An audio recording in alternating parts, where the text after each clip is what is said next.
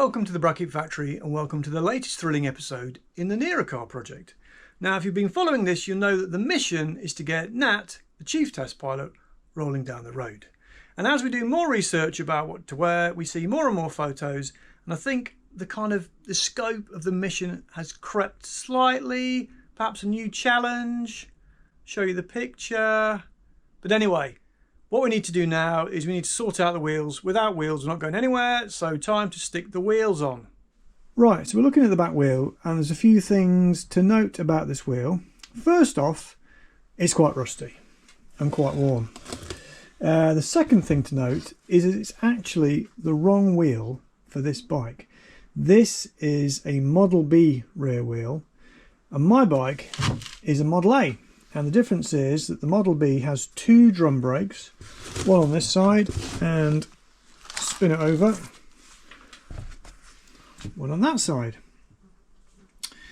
So that's quite interesting. At some stage it's been changed. Next thing to notice is that one of the drum brakes, the other one, spin it around again, is really quite scored.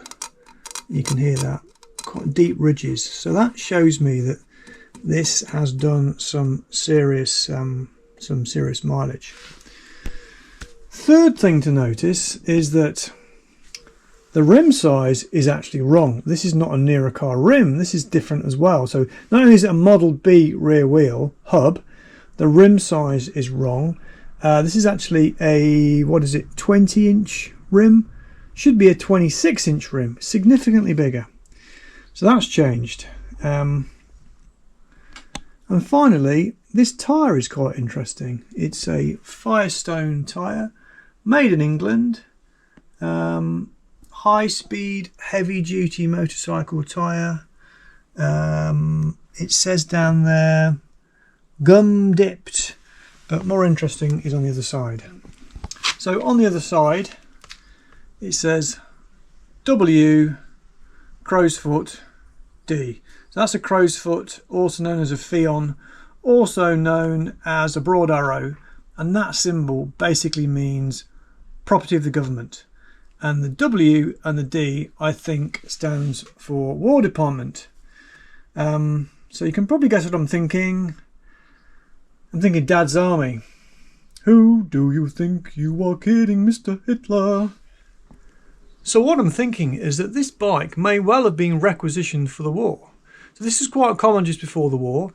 Obviously, the whole of the industry of Great Britain was focused on building guns and bombs and planes and tanks and things like that. So there was no capacity to make, motorbikes and cars and things. So the government basically came along and said, thank you very much. We'll have your car, motorbike, whatever. Here's some compensation. Off you go. So now I'm thinking there's a few things that are starting to slot into place. Obviously, it's a War Department tyre. It might also explain why the rims are a different size, because the government wouldn't have been producing skinny 26-inch tyres. They would have got a job lot of these tyres, basically for motorbikes. Might also explain why the rear mudguard has got the shroud pieces on either side, because if it was being used as a dispatch rider bike or by the Wrens or something, it would have had panniers. Might also explain why it's got that metal side box. Don't know what was kept in that. Sandwiches? Gun maybe? Who knows? Also explains why the thing is completely knackered, because there was a war on, and there was a job to do. And it might also explain an anomaly on the V5. Now, when these things were requisitioned, they were re-registered with a government registration. And at the end of the war, when they were given back, they were re-registered again back on the road for civilians.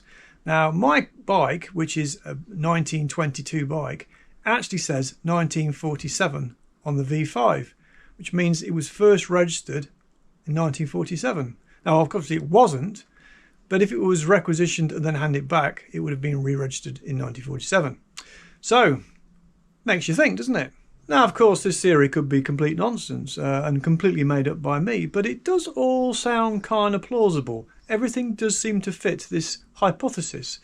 But at the end of the day, it doesn't make any difference. I still need to sort out that wheel, get it working, so let's crack on.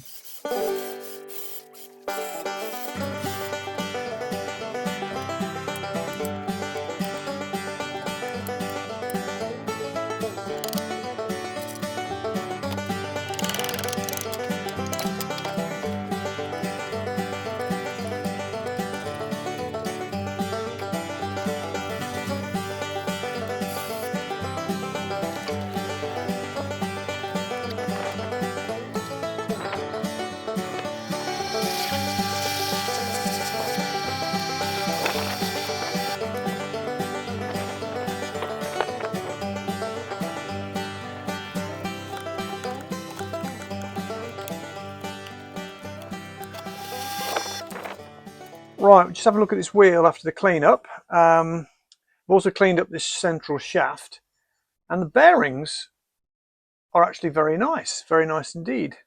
The rim is solid, the spokes are all good. It's black and blue like a bruise, but this is extremely scored. I'm going to put it back as it is for now, but this is the sort of thing that would need some attention. I mean, obviously, if the score's got deep enough, then the whole thing will just come off. It'll effectively cut itself off, but that's all right. On this side, let's turn it round. This side is nice. It's not scored at all. Bearing's good. So I think now we'll take a look at the sprocket. Right, we're back at the bench with the sprocket. Now, the sprocket is, of course, blue, like the rest of the wheel. It's been brush painted. You can see the sort of blobs of paint where it's sort of dripped. But the condition of it is actually not too bad at all. These are the teeth. Can you see that? See the condition of the teeth? They're very slightly hooked on this side, but not too bad. I've certainly seen much worse. And what you can often do with sprockets is that you can flip them over. Of course, you can't do that on this because it's got this index here. So we're going to be using this sprocket, and it doesn't really need anything doing to it. But of course, I do need a chain. So you don't know about how chain sizing works. The chain is specified with 3 digits, X, X, X. So you might have seen a 520 or a 525 or a 630 or a whatever. So to size this chain, what I need to do is stop measuring things. And all you need to do is remember you need to measure everything in eighths. So the first thing to do is to measure the pitch. I can see the pitch is 1/2 inch. 1/2 inch is obviously 4/8. So the first digit is a 4. So the next measurement is the width of the teeth, and the width is that. And how much is that? So in 16ths, that is exactly 3/16. 3/16. 3/16 is 1.5/8, isn't it? So that's 1.5/8, and that gives us a 415 chain. Now, of course, I could rush off and buy a new chain from eBay, but I should check the front sprocket first. And here is the front sprocket. If I measure that, I can see that this is 1/2 inch, which is 4/8. 4, that's good. If that was different, then I really would be screwed. But this distance here is actually a 1/4 inch, which of course is 2/8. So that means the chain I need, which will fit both, is a 420. So I can now go off and buy a chain. In fact, I'm probably going to need 2 chains because it's such a long way from the engine to the back, and this is such a big sprocket. Don't know how many teeth it is, but it's a lot. I'm going to order 2 chains, and what I think I'll do now is stick this back on the wheel, and we'll take a look at the brakes. So here we are back at the bench, and I've got both of these rear drum brakes. This is the near side one, and this one is operated with the foot lever. Presumably I loosened that before, can't remember. That's operated with the foot lever, and this one is operated, this is the offside, and it's operated with the hand lever. And I showed you this one, I think in episode 2. And this is one with a crack, and this repair in there, which is quite a cool repair actually. I'm going to leave that. That's all part of the story of the bike. Another thing to notice is that this has got much weaker springs because it's a hand brake, a longer lever, which apparently, according to Ron, isn't standard, but it will give you a much better brake. This one has got stronger springs, and it's got this string wrapped around here. Now, I don't know whether that is actually blue string that matches the blue of the plates, I don't know whether that was an attempt at an oil seal or something, or don't know. We'll get into that. You can see it sort of. Not sure what's going on there. Anyway, so I think there doesn't seem to be anything much wrong with these. So the plan is merely to take them to pieces, clean them up, and reassemble. Then we can stick them on the bike. So let's take them to bits.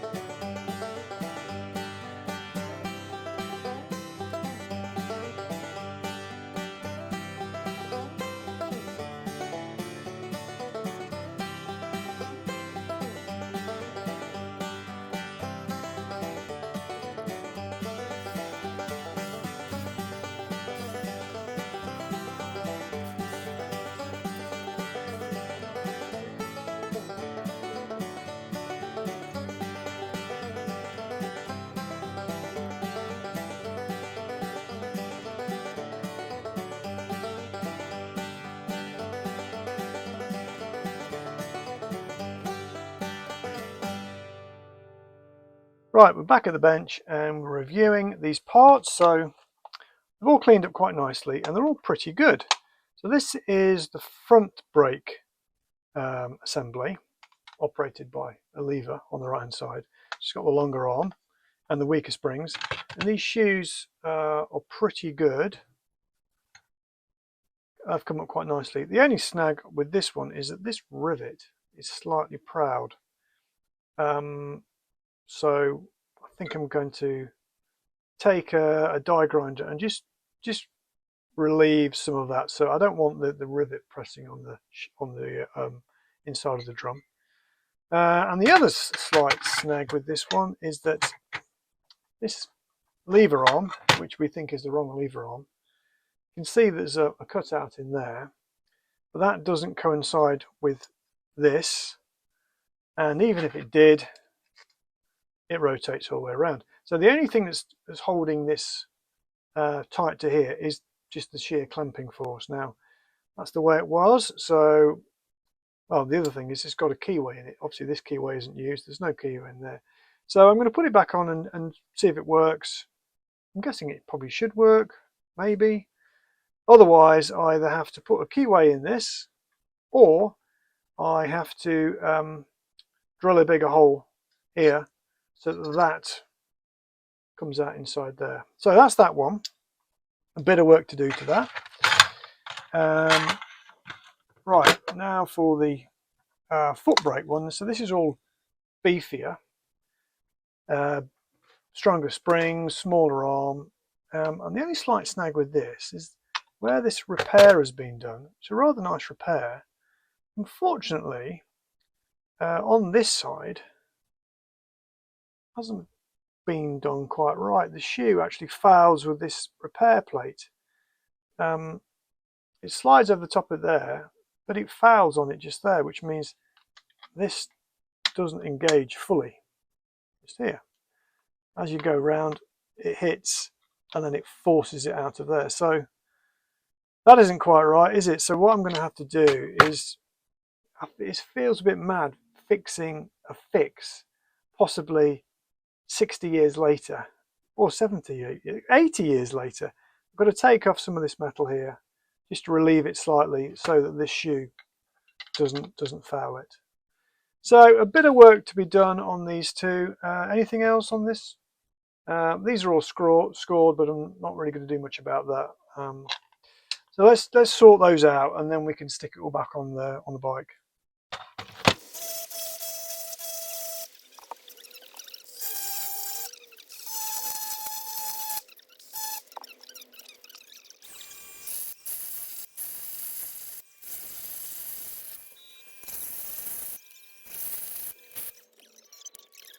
Right, back of the bench and a bit of fettling later, and I've sorted out this now. So if I put a straight edge, that rivet isn't going to foul on the inside of the drum, so that's all right.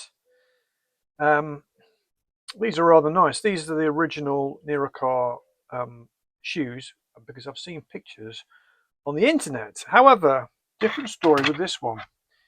I have fettled this little corner here, so that doesn't foul anymore. But I was looking at this, I was puzzling about a few things. And one of them is that there's this kind of opened out area here, sort of little sort of flanged edge and a rebate. I thought, why is that there? And then the more I look at these shoes, the more I can see is that they're actually being quite heavily modified. This has been filed out, that's been filed out to actually fit. So clearly these aren't the original shoes. And if I did a bit of Googleizing, I can see that there are very similar shoes of, say, a Matchless from the early 40s. So what's happened is that somebody's raided the British bike spares and fettled these to fit, and they did a pretty good job, I have to say.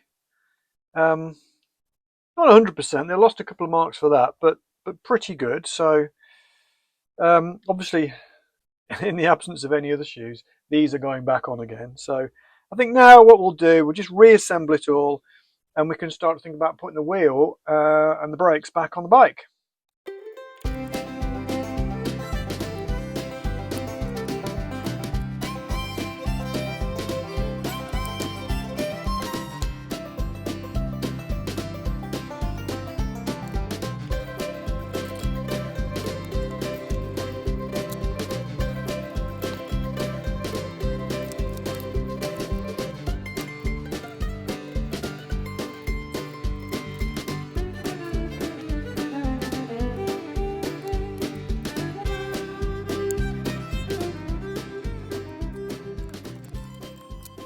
We now interrupt this broadcast with an official Bracket Factory apology, and that is to the gentleman, or possibly lady, who did the repair to the brake backplate possibly 80 or so years ago. Let me explain why I need to apologise. So back at the bench, and let me explain why I need to apologise. So I went to put these on the bike, and this scored one obviously goes on the near side. So front of the bike is there, and I go to offer it up and think, that bolt should be there. That doesn't work. And then the penny dropped that in the process of doing all the cleaning and fettling, I've got the back plates mixed up. They're the same, but handed, of course. One for the right, one for the left. And I've mixed up the back plates. I've not mixed up any other parts, just the back plates. Now, of course, this means when I put these thin shoes on, it won't foul that bit, will it? It won't foul it at all. So whoever it is didn't cock up. It was me who cocked up yet again. So of course now I've just got to swap them over. Right, swapped over now, and it also explains another thing, and that is one of them has this groove which was wrapped with string last time, and one of them doesn't. And this because this one engages into kind of a recess in the bearing. So let's stick this back together. So right, I'm just offering up one of these rear drums. So this is the near side one, and this is the one which had the string wrapped around it. So what I've done instead is I've put an O-ring on, and that O-ring seats in this recess here. So that just simply slots on like that. So now we can stick the other side on and stick it back on the actual bike. So now I'm looking at the back of the frame for where the wheel slots in, and I know a bit more about these bikes now, and I can see that this plate is not original. In fact, what there should have been originally inside here is an aluminium casting, completely gone. So here is more evidence of our friendly and highly talented and competent engineer who made these mods all those years ago. So spot the trademark brass rivets. So these two plates, steel plates, have been fabricated and riveted in, and it's even got a slight kink in there. And on the original there would have been chain adjusters out the back. There are no chain adjusters, so our engineer friend made these two, and these plates sit inside here, and we've got these different holes here and different holes here, and we can adjust the chain backwards and forwards. And one of the cool things about these plates is that if you look very carefully, you can just see an O and an N centre punched in, offside and near side. I mean, I'm not quite sure why they did that, because they're the same. But I don't want to speak too soon, do I? Because I've been wrong about his work or her work in the past. So let's stick the wheel back on, shall we?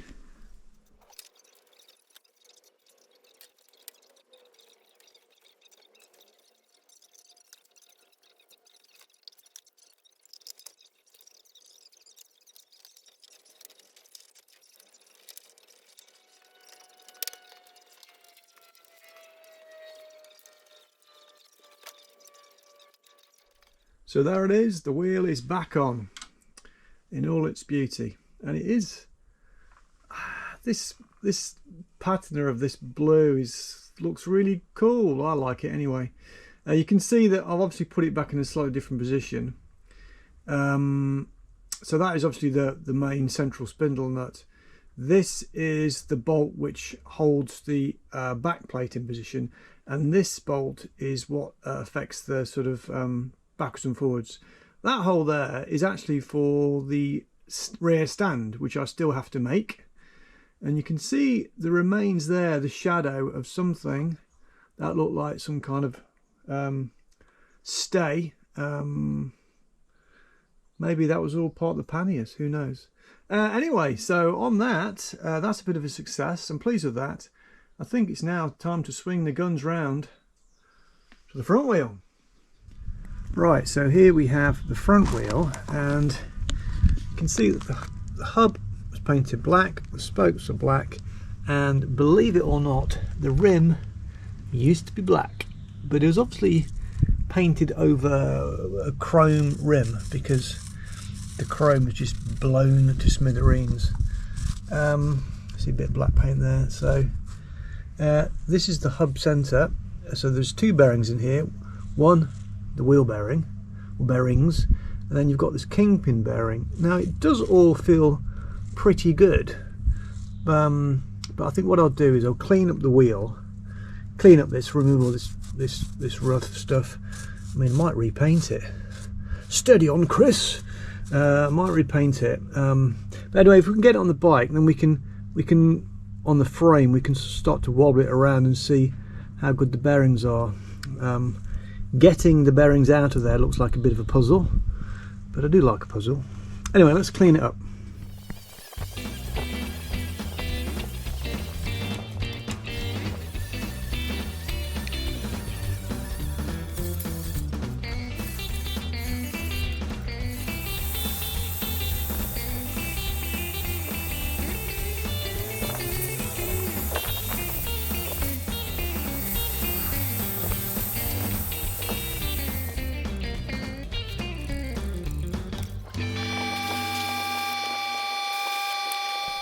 So the wheel's now been given a bit of a once over. This rim is pretty pitted, but it's solid. I mean, it's a thick rim, and I think I'm probably going to paint it black actually, but not yet. I'll wait till it's on the bike, so it's actually a bit easy to do. This centre hub assembly, I kind of took all the paint off this, which is blue. Again, this is black, that's blue. It's all very confusing. And these unscrew. You can see there's like a pin here. You're gonna have obviously a tool, I shall have to make to undo this. And that's a kind of retaining screw there. I don't know whether it's the right-hand thread or a left-hand thread. My guess is that this is an offside, so it'll be a left-hand thread, so it doesn't try and unscrew itself if the bearing tightens. And I will take this off at some stage to check out the bearings, but not quite yet. Keen to tick the box for the mission first, so I think what we need to do now is just look at the other parts of the front suspension before we just screw it all together. Right, back at the bench, and we've got a few bits we need to sort out. Now these are the springs. There are no dampers on a Ner-a-car, but it does have two springs, and I think the idea of having two springs is that each spring will have a different resonant frequency, so that it won't go boing, boing, boing, boing, and resonate. Well, that's the theory anyway. I don't know. We'll have to see how that pans out. So they need sorting out and cleaning up. These are effectively the wishbone pins. Now I can actually see that these are a bit worn, so we might have to do something about that. This one's being cleaned, this one's not. Now they do have a little grease nipple in here. Hasn't seen much action, and the grease inside, if we just take this off, stick this up inside here, it is like, oh, that's not too bad. In the other one it was like rock. So anyway, all needs cleaning out. I may end up making new ones of these, haven't decided yet. And then these are the rubber bungs that go underneath the wishbone, and it's got a little sort of flanged top hat thing there that goes into there like that. Yeah, this one looks like you know, when you squish a licorice saw, it's a bit like that, doesn't it? So I'm not quite sure what I'm going to do about that. I'm quite good to find some rubbers. I'm thinking door stops. Don't know. So anyway, let's clean all this up and report back. I won't bore you with the cleaning. I'll just clean it and come back. Right, I'm back, and I've cleaned up these parts. So these are the springs. Now these took a bit of elbow grease to sort out because the middle spring doesn't actually come out, so it was a real pig to clean these up, but they're fine. I've obviously given them a little wipe of lanolin oil just to protect them, so they're quite nice. These are the kind of rubber stops, fit in there like that. And you can see, we'll see that when you can see this sort of shadow of the spring as it's pressed into the bottom, like that. They're fine. Just that's the ball joint that goes on the steering arm. These are the two nuts that screw up on the kind of fangs. We'll see the fangs in a minute. The fangs that stick down, which the springs go up. Now these two pins, these are the wishbone pins, and we can see that, well, you can make it out just there, but there's like a worn ridge. So yeah, probably gonna have to make some more of these at some stage. Probably not quite yet. I mean, it'll still work, obviously, but it's just we just want to see how much play is in the system when it all goes back together again. Now, of course, I can turn them upside down because they were fixed in and they're worn underneath, so I can put them upside down and get a new, fresher area. But there'll still be play. But these have also got these grease nipples in the end, so it's a good opportunity to show you something which I've recently got. So I found this on eBay. I wasn't even looking for it. I was looking for lamps, actually, brass lamps, and this is a Teklamit cycle gun. If I unscrew this, bing, it is a handy in your pocket grease gun. So this one I've cleaned out. So if I pump grease into here like this, there it goes. There it goes, there. That's the first time that's had grease going through it. It's like squeezing a spot. So that is the horrible manky. Cleaned it all out with petrol. So that is pretty cool. Quite pleased with that. Actually getting, swipe my fingers, getting the grease inside is a bit of a trick because this doesn't come off. The grease has to go in through that hole. So what I did, I made myself a big brass syringe. I sucked up the grease and squirted it in. So I'm quite pleased with that. That's a cool little thing. Anyway, I think what we now need to do is to stick everything back on the bike and just see, how much wear and play that we've got in the steering mechanism, because if we haven't got too much wear and play, then we're game on for the mission.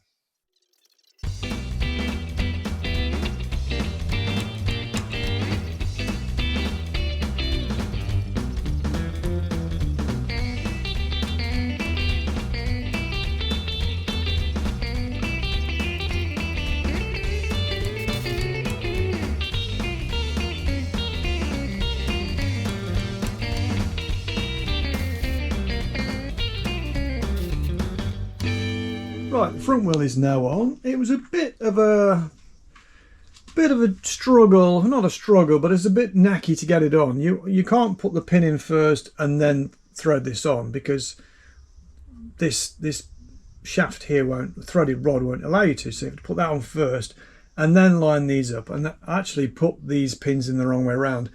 I didn't realise until afterwards that there's actually a flat on here which this flat lines up with. So anyway, it's all now on. Wheel feels fine, kingpin feels fine, but of course the bit that I really want to do is actually put the drag link on, this bit, to see what the steering feels like, because if that feels good, we're getting close.